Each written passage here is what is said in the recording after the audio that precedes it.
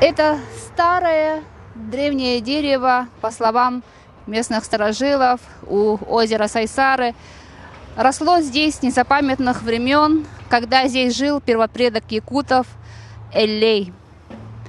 Оно обрело, по словам, силу, которая и дух местности, долины Туймады, и оберегала его все эти годы. Люди относились к нему с уважением, и сейчас это осталось. И здесь произошел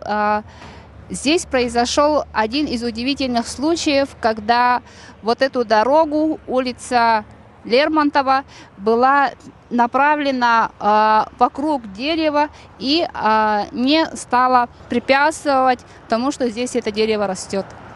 Решили окультурить это место, которое находится вот здесь, на пересечении улицы Лермонтова.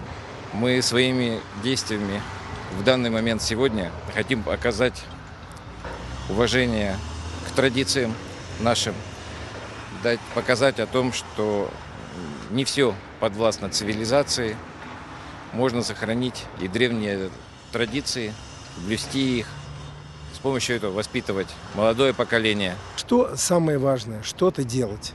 Вот если мы ничего не делаем, то это плохо. А вот заниматься историей, заниматься краеведением, и самое главное, наших детей привлекать к тому, чтобы они увлекались историей. По якутским традициям здесь жил Эллей со своей семьей. Именно на этом месте. И это дерево духа, наверное, связано с ним. А вы знаете, ничего просто так не бывает. Вот дорогу же не случайно в сторону повернули, да? Сказали же рабочим: срубите дерево. Они могли срубить его. Они его не срубили. Как это объяснить? Почувствовали, наверное. Это было 3 года назад. Вот так и объясняется. Я могу как угодно его назвать, но это чувствуется людьми.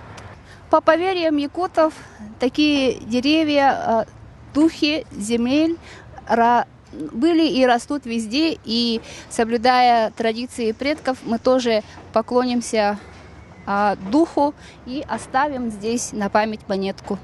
Нюргуяна Стручкова, Иван Тайтонов, Есия.